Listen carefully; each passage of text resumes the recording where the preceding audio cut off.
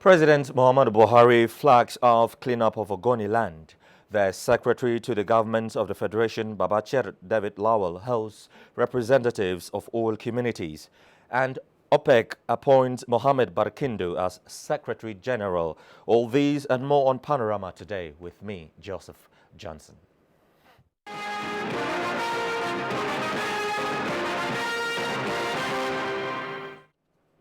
Hello and welcome to the program.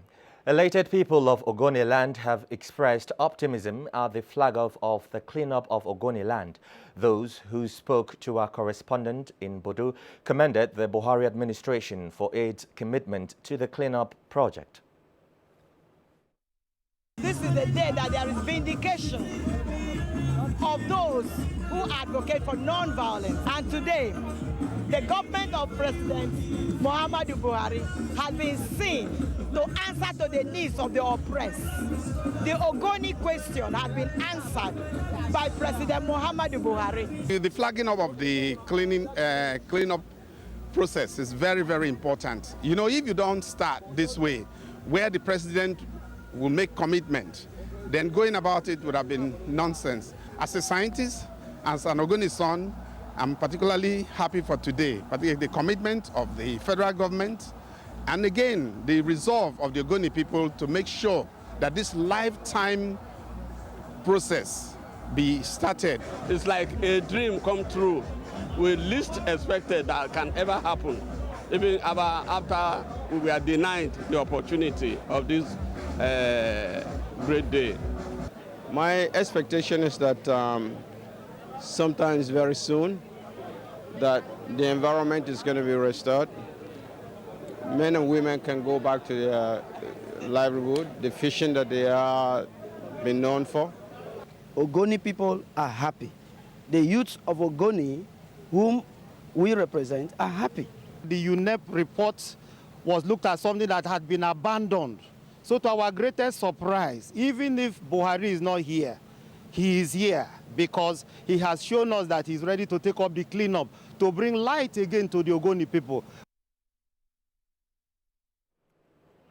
Meanwhile, President Muhammadu Buhari says the restoration of the Ogoni land is not just for the environment, but also for peace and prosperity of the Niger Delta region. He made this known during the launch of Ogoni land cleanup and other oil-impacted communities in Rivers State. Correspondent who monitored the launch reports. The president, who was represented by the Vice President Yemi Osinbajo, called for support from all stakeholders towards implementing the United Nations Environmental Programme UNEP report in order to restore the people's source of livelihood. The current oil thefts and illegal refining will not be tolerated. The regulators in the oil industry must all live up to their expectations. They must ensure that all companies carry out their operations in line with universal oil field best practices. This administration is laying a foundation for change. Therefore, the rule of law, good governance, as well as the security of our people are paramount. Others who delivered their goodwill messages expressed optimism that the cleanup of Ogoni land will boost the economy of the region, create employment, and improve the well-being of the Ogoni people. For us as a people and the direct victims of the most brazen forms of environmental abuse, today is a watershed in a collective struggle for environmental justice from the Nigerian nation and the world community. We are committed to stand by the government of Nigeria, by the people of Ogoni, and together with the partners in the SPDC also, to ensure that what is promised today, what is flagged off today, is truly something that everybody can be held accountable for. The cleanup is in fulfillment of President Buhari's electioneering promise to the people of the Niger Delta. Joseph Johnson. And the activation of the United Nations Environment Programme UNEP report on Ogoniland by the Buhari administration is a courageous move that will bring peace and development to the Niger Delta. Now, what is the UNEP report on Ogoniland all about? Here is a quick panoramic view of some of the facts and figures of the report and what it seeks to address. Over to you, Ibrahim Ismaila Ahmed. UNEP report: Ogoniland has been the site of oil industry operations since the late 1950s. The government of Nigeria, in consultation with relevant actors, invited UNEP, which has international reputation, to undertake an assessment of oil pollution in Ogoniland. Key actors in the petroleum sector bore the financial costs for the assessment. UNEP, however, acknowledged that the rigor, independence and impartiality of the study and its conclusions have been maintained. The cleanup hopes to rebuild trust and help remedy the multiple health, environmental and sustainable development issues facing millions of people in Ogoniland and beyond. The report represents the best available understanding as to what has happened to the environment of Ogoniland and provides the government, stakeholders and the international community with baseline information on the scale of the challenge and priorities for action in terms of cleanup and remediation. The UNEP project team surveyed 122 kilometers of pipeline rights-of-way and visited all oil-related facilities and sites in Ogoniland. Detailed soil contamination investigations were conducted at 69 sites where more than 4,000 samples were analyzed, including water taken from 142 groundwater monitoring wells and soil extracted from 780 boreholes. Over a 14-month period, UNEP examined more than 200 locations, reviewed more than 5,000 medical records, and engaged over 23,000 people at local community meetings. The samples were collected following internationally accepted procedures and dispatched for analysis to accredited laboratories in Europe. UNEP's field observations and scientific investigations found that oil contamination in Ogoniland is widespread and severely impacting many components of the environment. Even though the oil industry is no longer active in Ogoniland, oil spills continue to occur. Remote sensing revealed the rapid proliferation of artisanal refining, whereby crude oil is distilled in makeshift facilities. The study found that this illegal activity is endangering lives and causing environmental devastation in Ogoniland and neighboring areas. The vegetation was destroyed, while plants generally show signs of stress, with yields reportedly lower than in non-impacted areas. The Ogoni community is exposed to petroleum hydrocarbons in air and drinking water from wells contaminated with benzene, a known carcinogen, at levels over 900 times above the World Health Organization's guideline. The study concludes that the environmental restoration of Ogoniland is possible, but may take 25 to 30 years. The report recommends that a focused medical study should be initiated to track the health of the Ogoni community over their lifetimes to ensure any possible health impacts are identified early enough and acted upon. During the cleanup operations, a monitoring program should be put in place. An Ogoniland Environmental Restoration Authority to oversee implementation of the study's recommendations should be established. With a fixed initial lifespan of 10 years, the authority will have a separate budget which will accrue from an Ogoniland Environmental Restoration Fund. Therefore, an Environmental Restoration Fund for Ogoniland should be set up with an initial capital injection of $1 billion contributed by the oil industry and the government. The fund should be used only for activities concerning the environmental restoration of Ogoniland. A public awareness campaign should be mounted to improve the community's understanding of the environmental and health impacts arising from hydrocarbon contamination in Ogoniland. The Ogoni community should take full advantage of the employment, skills development and other opportunities that will be created by the cleanup operation, which is aimed at improving their living conditions and livelihoods. The community should take a proactive stand against individuals or groups who engage in illegal activities such as bunkering and artisanal refining.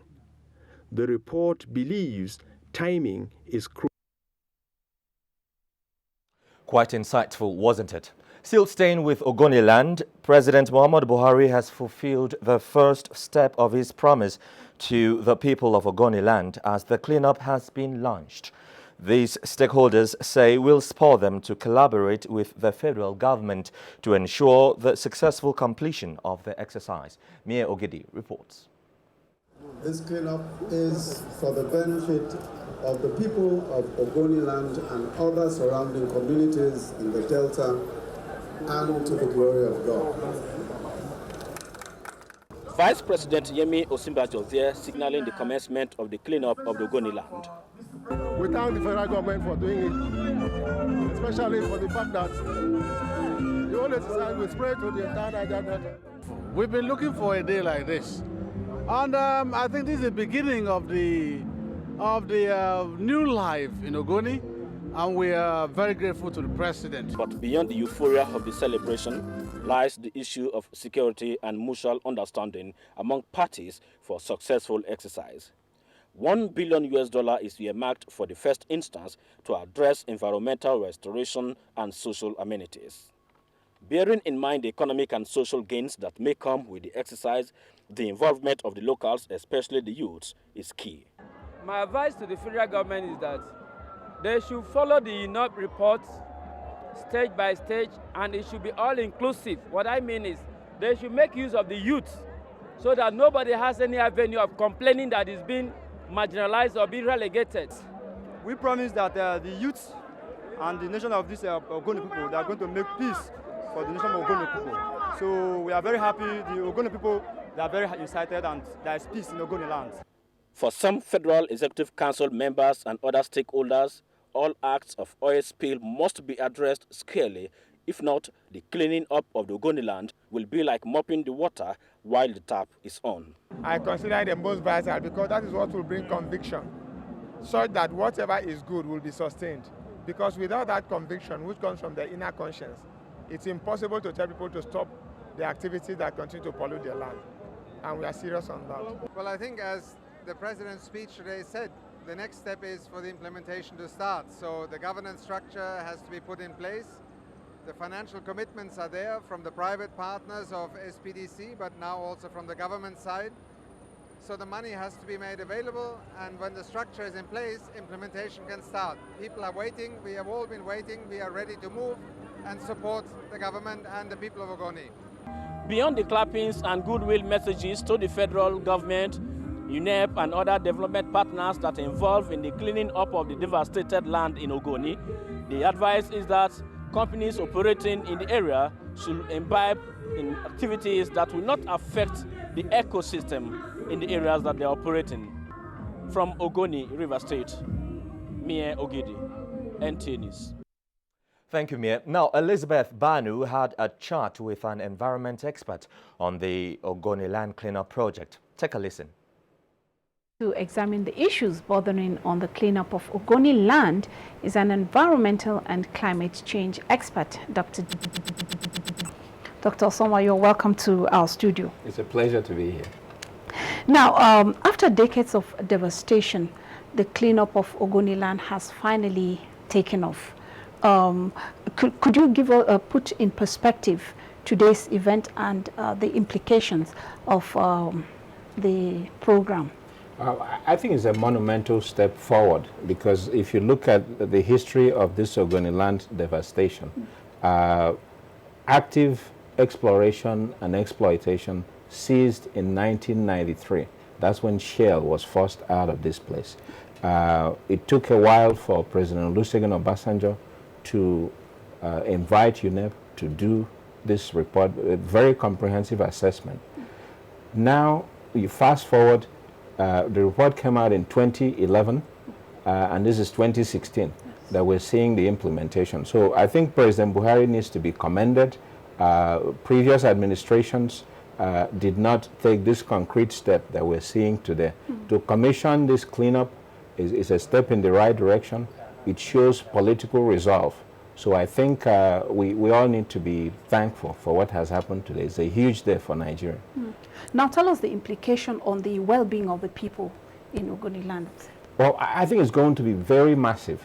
If you look at the areas of devastation and degradation, you look at the land itself, the oil spill has polluted the land. In some areas, the oil has spilled and penetrated into the water table level.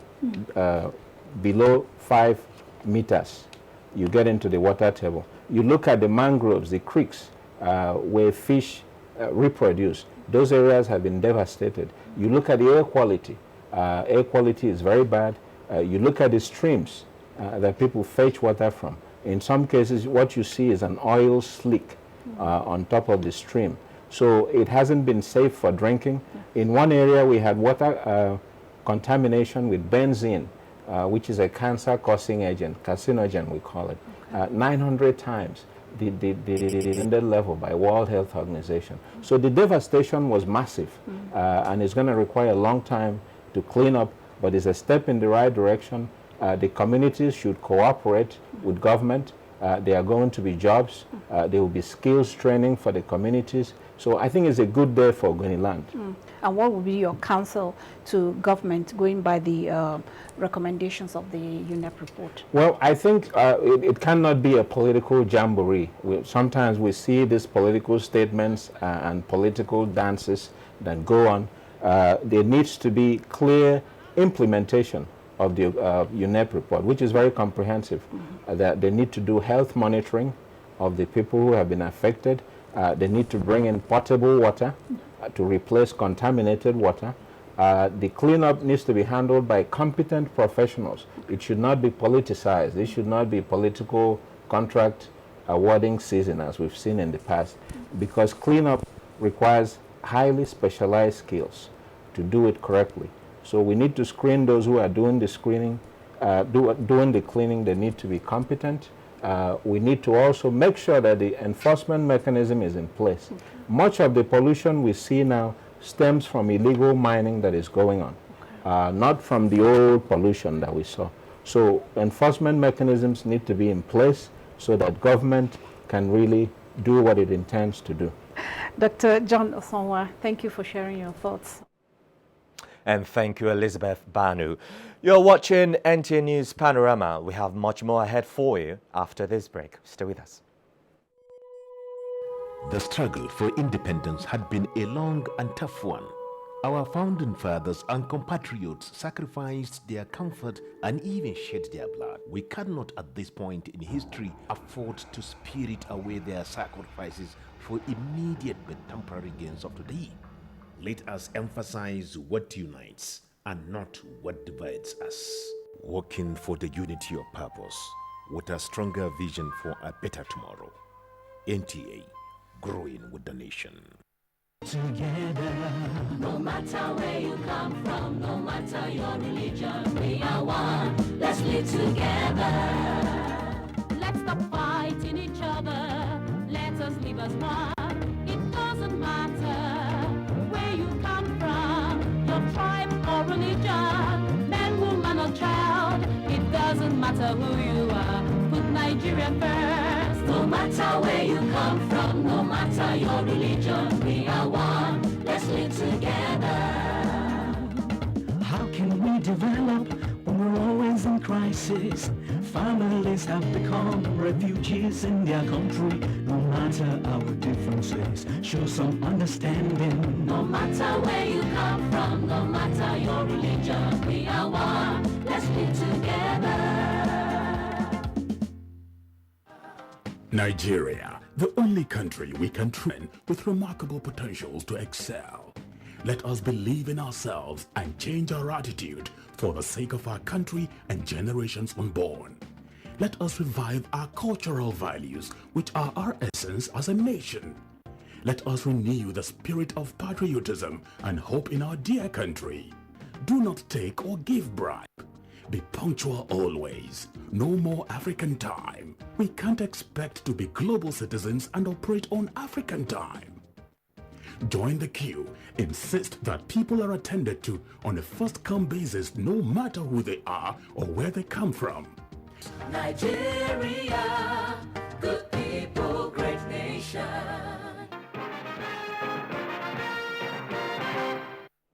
Welcome back. You're watching NTN News Panorama. The Secretary to the Government of the Federation, Babachir David Lowell, says the present administration accords attention to concerns of oil-impacted communities in the Niger Delta region. The Secretary stated these when representatives of 27 Sekiri communities paid him a visit to demand the commencement of the second phase of the cleanup project of the area. Babachir said the government will classify their ongoing project as a priority, promising to alleviate the suffering of the people. The spokesman of the group, Orugbo Emmanuel, said as a result of the unwholesome environmental practices of the Warri Refining and Petrochemical Company, the Isekiri community has been denied its means of livelihood.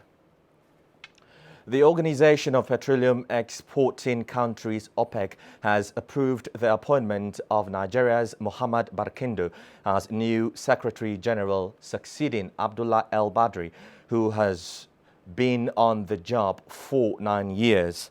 Barkindo acted for the Secretary General in 2006 when Nigeria held the presidency of the OPEC conference and later ran the Nigerian National Petroleum Corporation as Group Managing Director between 2009 and 2010. Barkindo, whose rival nominee for the job included Indonesia's Mahindra Siriga, spent more than 23 years at the NNPC, where he served in various capacities, including Deputy Managing Director of Nigeria LNG and head of the International Trading Unit. He also served for 15 years as Nigeria's national representative to OPEC. The appointment is coming after months of diplomatic shuttle anchored by the Minister of State for Petroleum Resources and head of Nigeria's delegation to OPEC, Dr. Ibe Kachiku. Let's catch up on some other news now, shall we? The federal government says the provision of water to Nigerians in an affordable and sustainable manner is a priority it is determined to pursue through partnership with all tiers of government and the private sector. Water Resources Minister Suleiman Adamu stated these at the opening of the 23rd regular meeting of the National Council on Water Resources. Musbah Danwahab reports. About 60 million Nigerians are said to lack access to clean water. This critical issue has again drawn stakeholders from across the country to Abuja towards finding a lasting solution. The theme of their discourse is refocusing water and sanitation for achieving sustainable development goals in Nigeria. Water Resources Minister Suleiman Adamu says there's no looking back for the federal government in fixing the sector. This commitment, he said, the Buhari administration has demonstrated by recalling the water bill and national water policy to drive the determination. The change agenda of the present administration equally lays emphasis on improved agricultural production through irrigation and increase in energy generation, especially through hydropower. A lot needs to be done, but I'm very confident that your council will look at these issues very seriously. Development partners believe in the potential of Nigeria as they express commitment in supporting the country towards realization of the goal. However, the consensus at this event is that without prioritizing attainment of safe and clean water, achieving all of the goals might be a distant score. In Abuja, Musbah and Wahab, NT News. Talking sports now, Nigeria moves up in latest FIFA ranking as Novak Djokovic cruises into semi-final of the French Open. These and more on Sports Update with Ayodeji Makinde. Nigeria moved up 6 places in the FIFA ranking for the month of June to 61st in the world and 12th in Africa. The Super Eagles are ranked below Africa's best team, Algeria, on 32nd position, Cote d'Ivoire and Ghana. Argentina, Belgium and Colombia are the world's top 3 teams as the 3 Lions of England dropped 1 step to be replaced by Austria in 10th position. National Under-23 men's football team Dream Team 6 began their 2016 Rio Olympics pre-tournament campaign in earnest Thursday, losing by a lone goal to host South Korea in the 4-nation Suwon Invitational Tournament. The Coach Samson Siasia team was made to rule missed goal-scoring chances as Choi Kyu-bak scored the lone goal to earn South Korea the victory in the 86th minute of the match. Dream Team 6 next take on Denmark Saturday. The Nigeria Referees Association has concluded its 2-day fitness test for members in Abuja ahead of the commencement of the second stanza of domestic football leagues in the weekend of June the 5th and 6th. Chairman of the NFF Referees Committee, Yusuf Ahmed, who expressed satisfaction with the exercise, insists that about 10 of the members who failed the test will not officiate in the second stanza of the leagues. We can't allow the referee to go for the second stanza without knowing his level of fitness. You have to be fit. Novak Djokovic beat Thomas Berdych 6-3, 7-5, 6-3 Thursday to reach the French Open semi-final for the 6th consecutive year. It is the world's number 130th career major semi-final as he looks forward to winning the French Open for the first time and complete a calendar career tennis Grand Slam titles. With sports updates, Ayodeji Makinde, NTA News. And that's it on NTA Panorama. Thank you very much indeed for watching. Join us again at 4 p.m. for Nationwide. I'm Joseph Johnson. See you then. Good afternoon.